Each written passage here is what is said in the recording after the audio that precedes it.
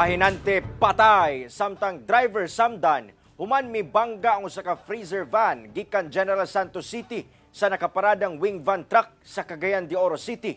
Ani ang report. Yung pagkabungkag ug halos di na maitsura kining freezer van human nga mi bangga sa usa ka wing van truck sa Upper Puerto, Cagayan de Oro City adtong Domingo. Tungod sa kagusog sa impact, ang driver sa freezer van naipit samtang ang kauban nga pahinante ang nadatugan. Daling miresponde ang Oro Rescue 911 o gidala ang pahinante ug driver sa ospital. Apan gideklarang patay na ang pahinante. Samtang ang driver padayong ginatambalan sa karon. Sigon sa Cagayan de Oro City Police Traffic Unit, padulong ang freezer van sa sentrong bahin sa syudad gikan General Santos City aron unta mag-deliver og seafood supplies. Apan pag-abot sa pabahadang dalan, mausab ang pagpanarapo sa driver sa iyang nawong, rason nga nawad-an sa kontrol sa sakyanan.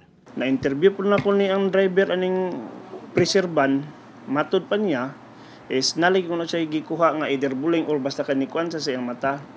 Namulip na pagkuan niya is bulaga na dayon. Gani, sa nakuang CCTV footage sa GMA Regional TV 1 Mindanao, makita pa ang mga trabahante samtang adunay gikarga sa nakaparadang truck yang kalit kining gibanggaan sa freezer van. Ang ato is safety lang kita kanunay nga sige na to pag balik-balik nga extra careful kita nga ang ato is makaabot ta og makakwanta sa atong padulungan nga safety. Kauban si Makoy Sempron sa kamera. Ako si Cyril Chavez para sa One Mindanao.